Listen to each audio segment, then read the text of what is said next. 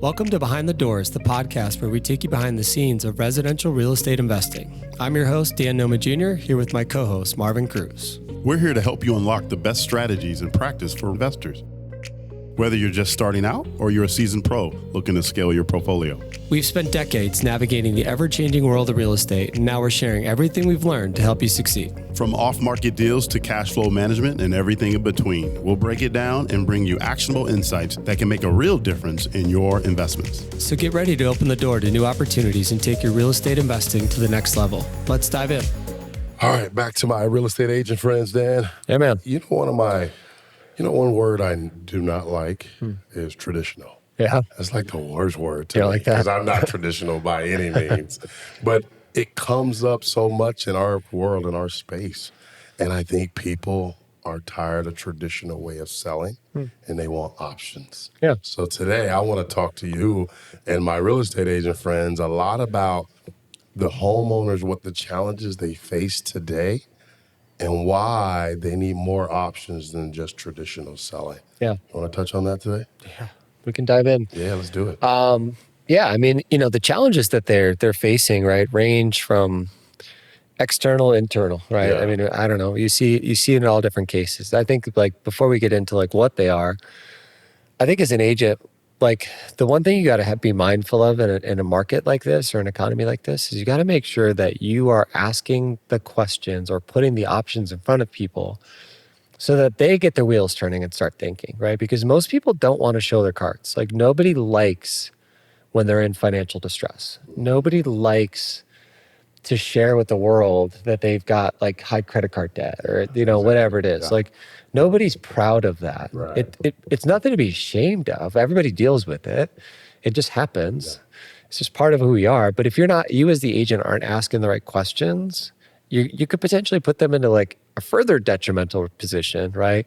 Or leave options out that could have led to a better end for them or a better successful story for them. So, that's a good point. Yeah. Yeah. So they got obviously the uncertainty, obviously financial stress you mentioned, but also contingency. Yep. Sometimes they can't buy until they sell. Yeah. So they got other problems like that. Right. But your job as an agent, what I hear you saying is give them multiple options. And I've been practicing this way forever, right? It's just that, I never ran a listing program where it was traditional in nature, where I just showed up with a listing presentation and I said, hire me. Here's all the reasons you should hire me. Right, Boom, boom, right. boom, boom, boom. It wasn't in my, it just wasn't in my DNA to do it that way. What I thought was maybe a better option was could I deliver them multiple options? And, where I landed on this through thousands of meeting people and transactions and stuff is what I understood is people like options like Travelocity, right? They always have. And when Travelocity and Priceline.com came out, it changed the industry for travel because now people could see all of their available options and they could select the one that they wanted by seeing them all in common. Now everything was put into them apples to apples so that they could just land on the common or right option for them. And I think when I think about the agent of the future to me is their biggest superpower is the fact that they can bring all available options. They're the gateway to all of them. They're agnostic to which one you select. But if they don't, they've kind of killed their own superpower, And so I think it's important that agents very much lean into these options because your consumers are hearing about them. And sometimes if you don't bring them up in the conversation, they're going to go look at those by without you. And then they're going to figure out maybe I don't need Marvin to help me with that. And I'll just go do that on my own. And you kind of cut yourself out of a potential opportunity. So I think it's important that you bring all available options to the table and keep your consumer checked in on all that stuff. I love that because every morning you hear an advertisement on TV. Yeah. I'll buy your home cash. Yeah. Everywhere you drive around, you see a sign that says, I'll buy your home. So they're seeing these options. Why not come with these alternative selling solutions, right? Yeah.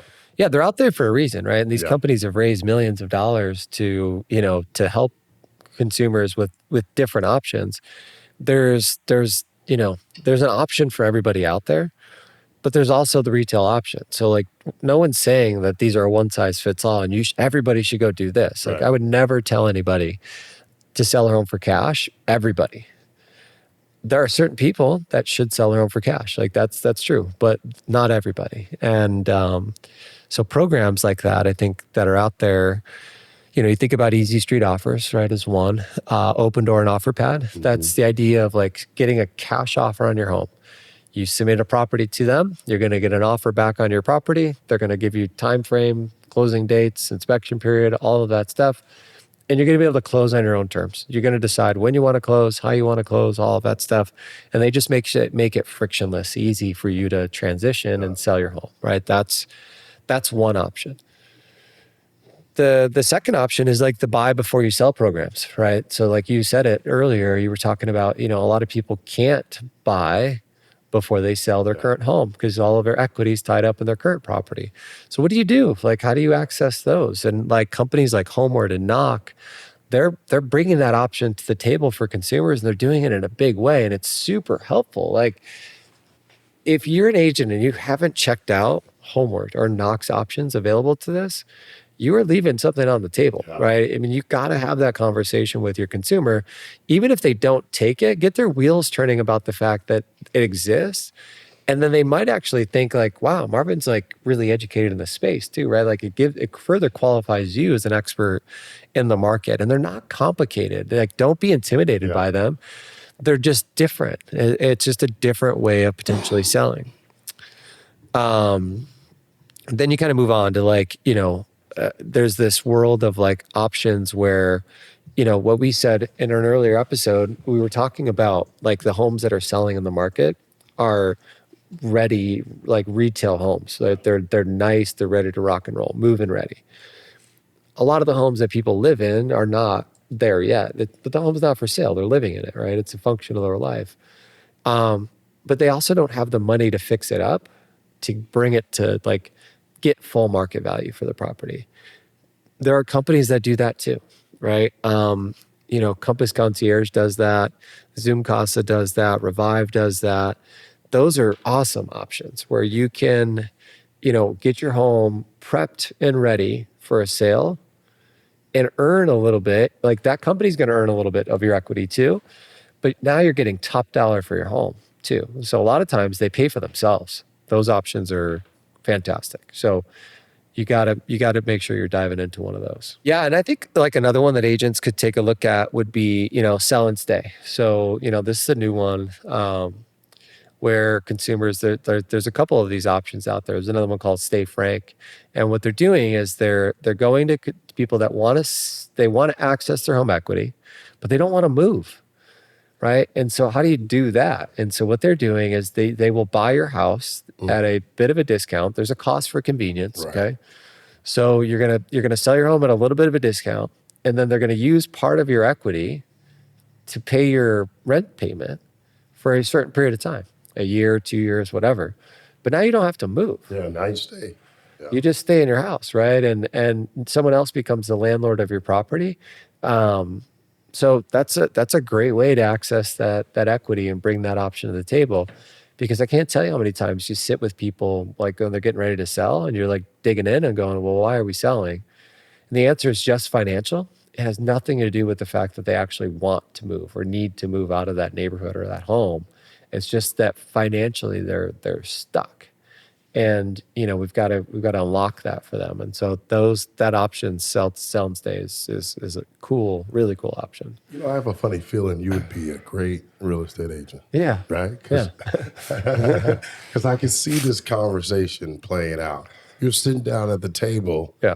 We're not listening to home. Right. You're going to probably have a whole different conversation with me. Totally. What's that conversation going to sound like? Yeah. I mean, I usually will start with when I was doing this, I would sit with homeowners and I would just start with I would start sharing these options with them. And the reason I found that was easier is because then it would open up the dialogue for them. I would go, hey, have you ever heard of Homeward? And they would go, yeah, I've heard of it, but I don't understand. Like, tell me more. Right. And then I could get into what the problem is that Homeward solves. And if the problem was the problem that they have, now they would feel comfortable bringing it up and go, well, actually, that's us. Like we need to do that. How does it work? Tell me more, right? And that's how you start to dive into those options. But by not sharing them, or my biggest I wish agents would just stop doing this, is like tell consumers that these are bad options, because you don't actually know if it's a bad option or not. I mean, they exist for a reason. The company does. They're not predatory, or they wouldn't be in business. 3 is like, you don't really know what's going on when you leave that listing table. And so just bring the option, eliminate consumer doubt, because at the end of the day, like most of the time, they're probably going to list the home retail. They probably are, right? But if you can be the person that goes, man, here's all of your available options, and then you have those few appointments that like one of these ones hits on you, you're winning. Like, because that wasn't going to be the right option for them to sell just traditionally, or sell it on the retail market.